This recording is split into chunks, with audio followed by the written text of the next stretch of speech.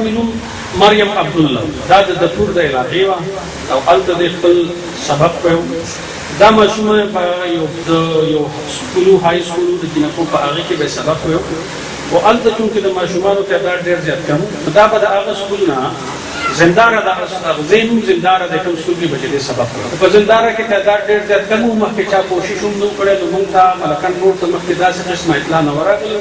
لهذا د دغې ماشومې دپاره یا د دغه جنکو دپاره یو سپریټ حال هلته نه فیمیل ایگزامینیشن سنټر مخکې نه و جوړ شوی.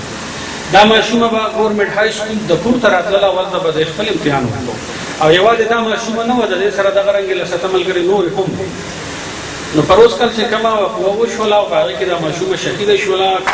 چیرمین ملکن بورډ چې دا وقوه وشوله او د هغې کله موږ جانچ پړتال وکړو او زه یې ولېږلم موقع ته، نو دا بنیادي وجه دا وه چې په دپور کې دغلته نږدې حال نشته ایگزامینیشن حال، او دا ماشومه به د خپل کور نه 6 کیلومیټره پیدا تله او 6 کیلومیټره بعد به د هلکانو په سکول کې خپل امتحان ورکړو.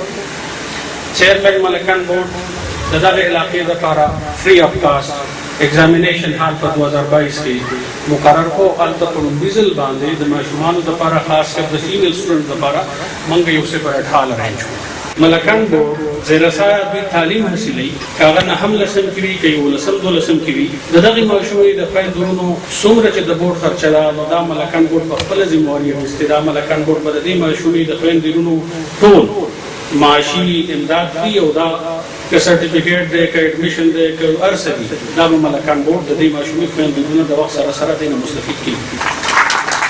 ملکن بورډ چې کوم څلورم قدم اخیستی دی د دغې غمزده خاندان دپاره، هغه د دې ماشومې دپاره 50,000 روپۍ د دغې غمزده خاندان والدینو سره خپل د یوازې د ملکن بورډ د سایډ نه بلکې ټول ایجوکیشن ډپارټمنټ د سایډ نه هغې ته یو تحفه ورکړې ده.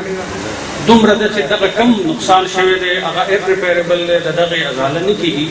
خو صرف ایجوکیشن ډپارټمنټ ملکن بورډ آن بهاف آف د ایجوکیشن ډپارټمنټ موږ دغه یو کریډټ اخیستی چې دغه غمزده خاندان سره موږ په یو سر کې ولاړ. زه تاسو ته دا هم وایم چې ملکن بورډ نه علاوه د اوسه پورې په یو بورډ کې هم داسې قسمه واقعات به شوي خو داسې انداز سره یې نه دی اډرس کړی. کوم اناونسمنټ چې موږ وکړو دا د دغه ایشو اډرس کېدو دپاره په فیوچر کې داسې ناخوشګواره واقعه نه کېدو د وجې نه یا د هغې مخنیوي دپاره موږ په دپور کې فیمیل ایگزامینیشن سنټر